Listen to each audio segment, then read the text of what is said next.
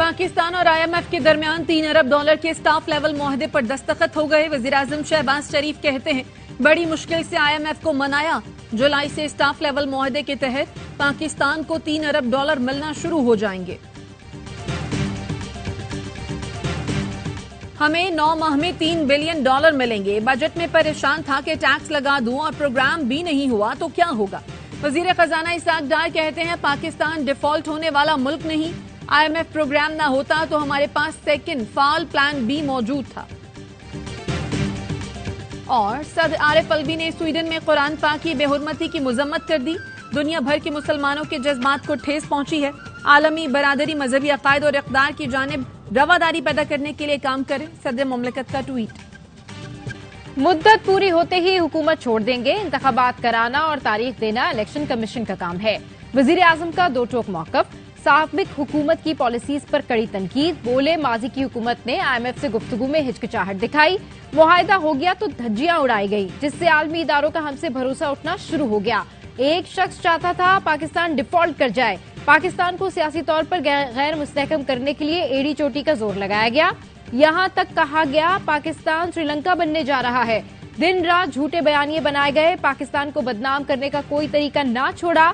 बैरूनी ममालिक इदारों से कहा, पाकिस्तान की मदद की तो सब कुछ बर्बाद हो जाएगा। गंदुम और चीनी पहले एक्सपोर्ट फिर इम्पोर्ट करके जेबी भरी गई। जानबूझकर कौमी खजाने में खयानत की गई। 9 मई भी इसी सिलसिले की कड़ी है, जिसमें पाकिस्तान को तबाह करने की घिनौनी साजिश की गई। मुआहिदा इलेक्शन तक मईशत को दिवालिया होने से रोक सकता है। मुआशी चैलेंजेस कम न होंगे। IMF से 9 माह का स्टैंड बाय मुआहिदा कड़ी शराइत के साथ है। अब इसकी कीमत अवाम मजीद महंगाई की सूरत में अदा करेंगे। PTI रहनुमा हम्माद अजहर का ट्वीट, लिखा, PDM 14 माह में मामला संभाल नहीं सकी। नई मुंतखब हुकूमत को आते साथ IMF के साथ फिर बैठना होगा। शेख रशीद बोले, IMF से क्या शराइत तय हुई अवाम को बताना होगा। 300 अरब रुपए मजीद टैक्स अवाम पर लगा है। ये घड़ा आने वाली हुकूमत के लिए खोदा गया है।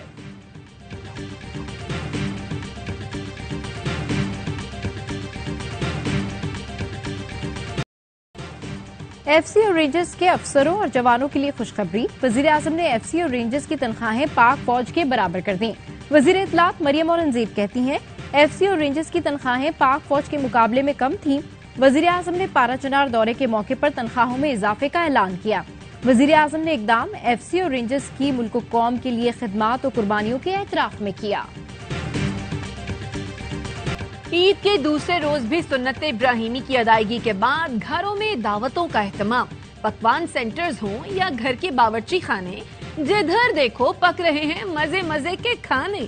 कोरमा, कड़ाही, सीख कबाब तो कहीं बिरयानी और पुलाव से तवाजो। कराची में रवायती हंटर बीफ की तैयारी और हैदराबाद वाले चटपटे मसालेदार खानों के दिलदादा लाहौरी मसाला भरी रान रोस्ट कराने पहुंच गए।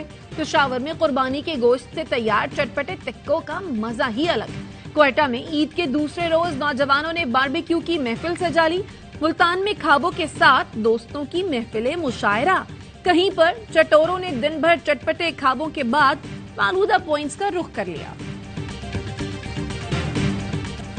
बड़ी ईद पर छोटी दुनिया की खूब मौज मस्ती, हल्ला गुल्ला। दूसरे रोज तफरीगाहों का रुख कर लिया। पार्कों और चिड़ियाघर में रश, झूलों की सैर। कराची में सी व्यू पर मेला लग गया। ईद के दूसरे रोज आने वालों की लहरों से छेड़छाड़। दिलकश मौसम में साहिल पर आने वाले झूम उठे। सयाहों ने नारान और कागान वैली का रुख कर लिया। ठंडे मौसम और खूबसूरत नजारों से लुत्फ उठाया। स्वात की वादी कालाम और मरी में भी सयाहों ने डेरे डाल लिए।